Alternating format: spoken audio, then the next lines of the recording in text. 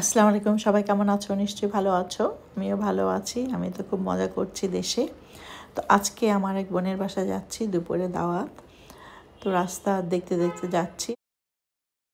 হাতের ঝিলের পাশ দিয়ে যাব।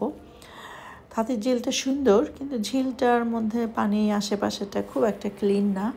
রাত্রেবেলা লাইটটা জ্বালা তখন ভালো লাগে, কিন্তু দিনের বেলা খুব একটা ভালো লাগেনি আমার কাছে। মনে হলো একটু নোংরা, পরিষ্কার হচ্ছে না আশেপাশে জায়গা।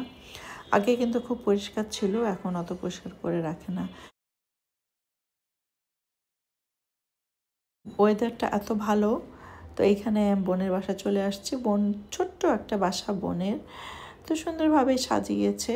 আর নতুন উঠেছে ওই বাসাটা, তো খুব একটা গুছানো হয়নি তার এখনও। তো আমি তোমাদেরকে একটু ঘুরিয়ে দেখাচ্ছি আর কি বাসাটা। তো এখানে মিষ্টির ডালা নিয়ে এসেছি। আমার বোনের ছেলের বিয়ে হবে কিছুদিন পরে, যেহেতু আমি থাকতে পারবো না, তো সেজন্য আমি এসে দেখা করে গেলাম আর কি।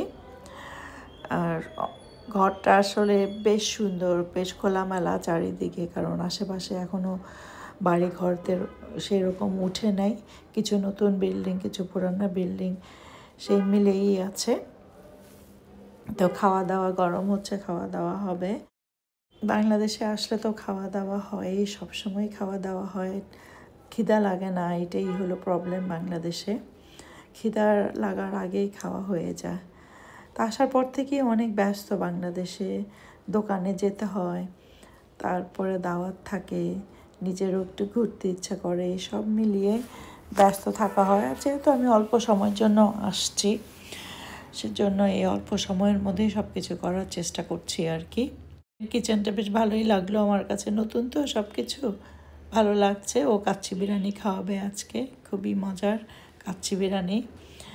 তো আশেপাশে ওর হলো অনেক বিল্ডিং উঠছে, নতুন পুরনো অনেক বিল্ডিং আছে, খোলা কিছু জায়গা আছে যেখান থেকে সুন্দর বাতাস আসে। কিছুদিন পরে ওইটাও থাকবে না। তো আমার ভাই সব টেবিল সেট করছে, আর কাচ্চি বিরিয়ানির চেহারাটা এত সুন্দর। ও ভাইয়ের কাচ্চি বিরিয়ানি নিয়ে আসছে, খুবই মজা। তা খাওয়া দাওয়া করে আমরা এখন পুরানা ঢাকায় যাব।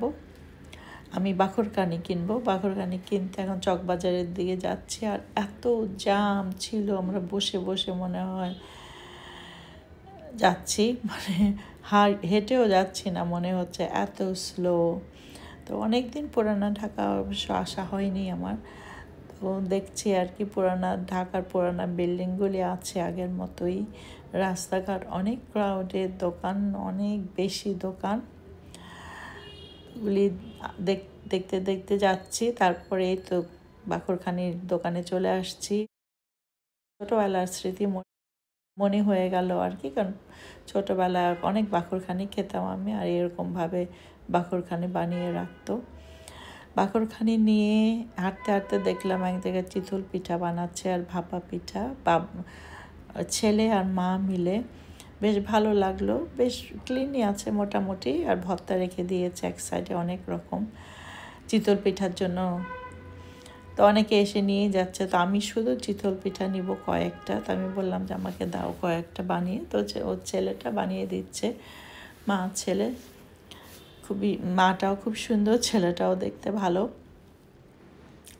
তো আমরা জিজ্ঞেস করছিলাম যে তোমরা কতগুলি বানাও ডেইলি, কেমন বিক্রি হয়।